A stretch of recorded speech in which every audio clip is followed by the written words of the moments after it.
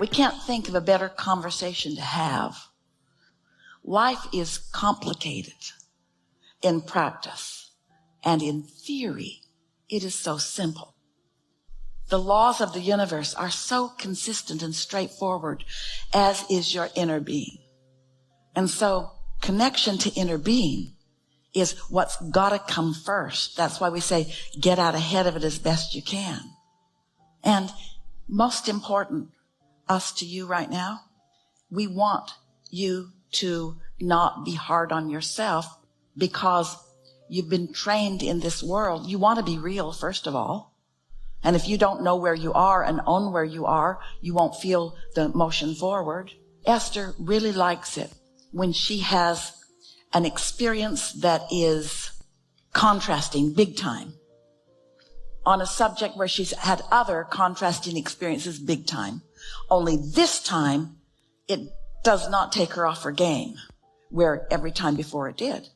In other words, she knows she's getting it. She's still having knee-jerk reactions, but she doesn't suffer for days over it, or hours over it, or more than a minute or two over it, because she's not willing to. She's been down that track enough. She's no longer trying to prove her worthiness to whatever through her suffering. And it's time for you to stop that. You can be a good parent and have rotten kids, because they're not really rotten. They just are in this moment.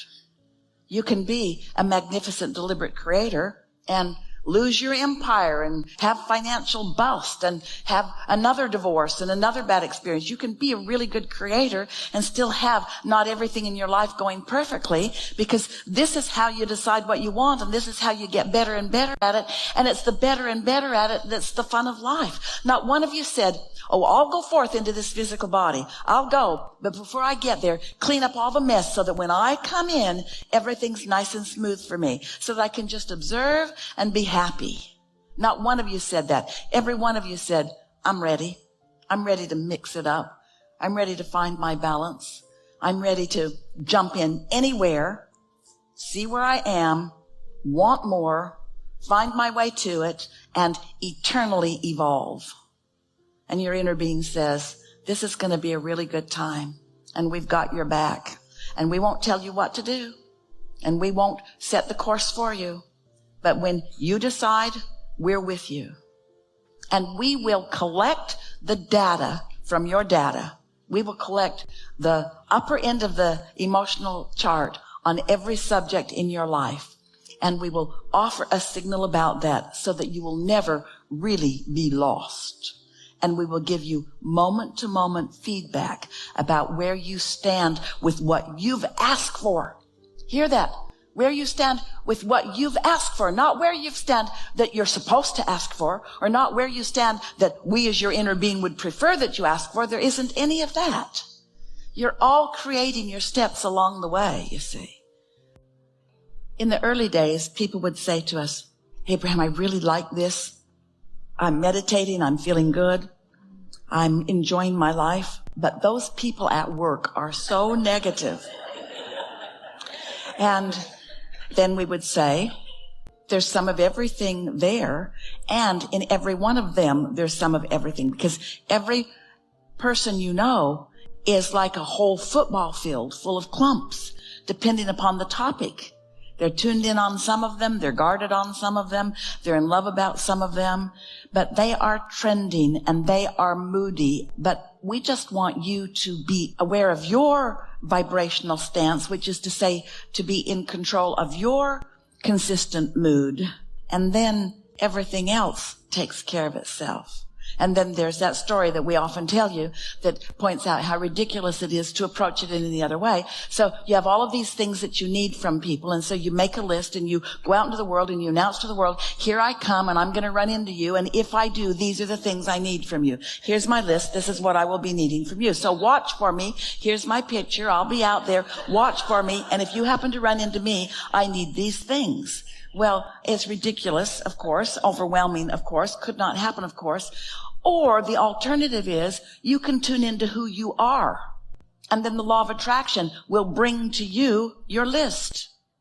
Sometimes people think that when we talk about being allowing, that we mean tolerant, which means putting up with all the stuff that you don't want and just not saying anything. Well, that isn't what we mean at all. We mean tuned so that that stuff doesn't keep coming to you and you have to keep fighting with it, keep tripping over it.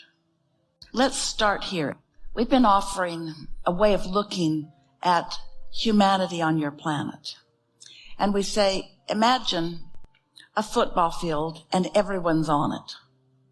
And the football field is divided into clusters by the human perspective. In other words, the Republicans are all over there in a little pile, and the Democrats are all over there in a little pile, and Catholics are over there, and Mormons are over there, and Baptists are over there, and gay people are over there, and straight people are over there, and.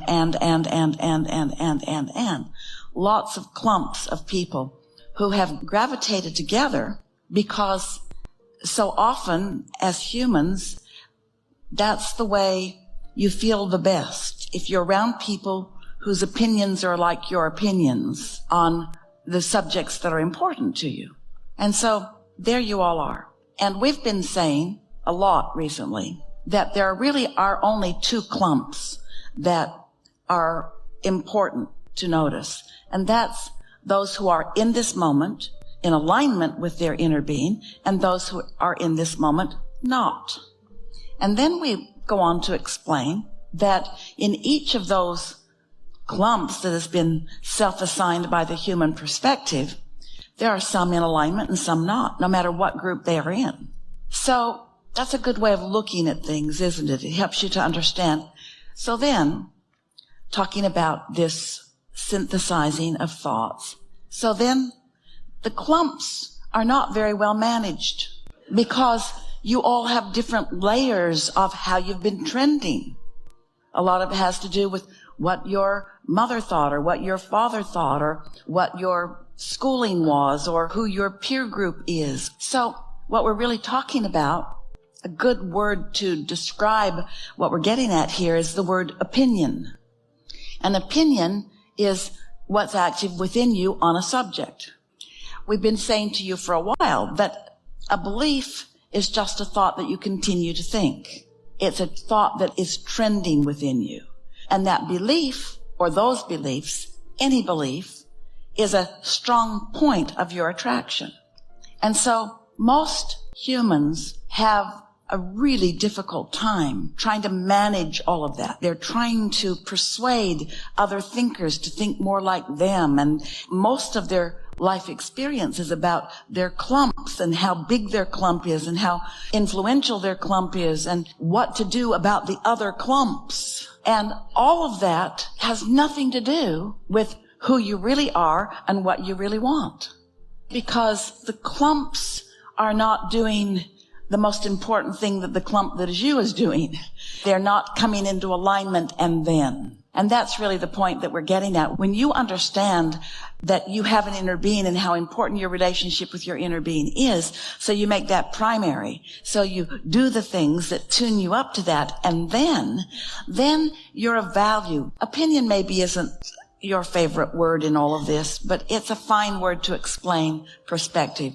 When you are merged with, meshed with, tuned in, tapped in, turned on, blended with, in any moment in time, your inner being, you can be sure that your opinion, your thought about it, is good for everyone, not just for you. Because under those conditions, your selfishness includes all of them.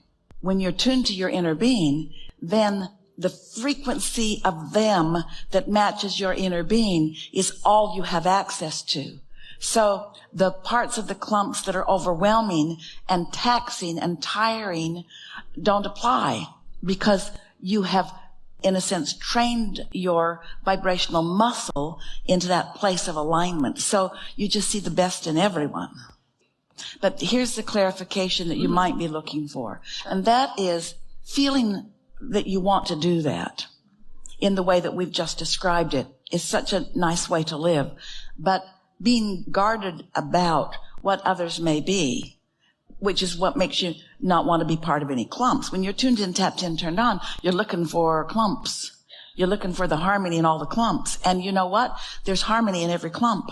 In every single one of them, there's something delicious and resonant for you all to co-create on, even if they don't know it. You are source energy who came into this physical body knowing that there was a lot of variety to choose from and knowing that there would be contrast. And you knew that from that contrast that you would choose, decide, and then calibrate to your decisions. What you didn't remember is that you did not say, I'll go forth and I'll calibrate and then everybody else will line up in response to my calibration. That's what messes with the minds of so many deliberate creators. It's like, Abraham, it's not working. I lined up, I felt good, I went where they were, and then I didn't feel good, so it must be their fault. We say, well, they were just part of the massive opportunities to give your attention. In other words, you're the one that gets to focus wherever you focus. But you know, the more you care about feeling good, and the more you do feel good deliberately, and the more you feel good when it's easy to feel good, then the easier it is to feel good when it's not so easy to feel good. Until before you know it, you just feel good most of the time. Esther said yesterday, she said, I'm almost manic. I'm so happy. She could just feel. She could barely contain. You want to feel in love with life like that, but you don't always.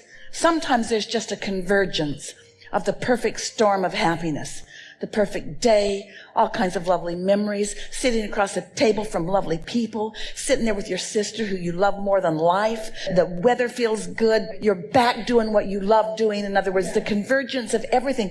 Esther could not contain herself. And she might say, I want to always feel this way, but she's not going to always feel like that. People would lock her up if she was running around with that kind of zestful love for life in every moment. In other words, you're adapting to situations, you're sizing things up, you're doing the best you can from where you are, you're making the best decisions from where you are.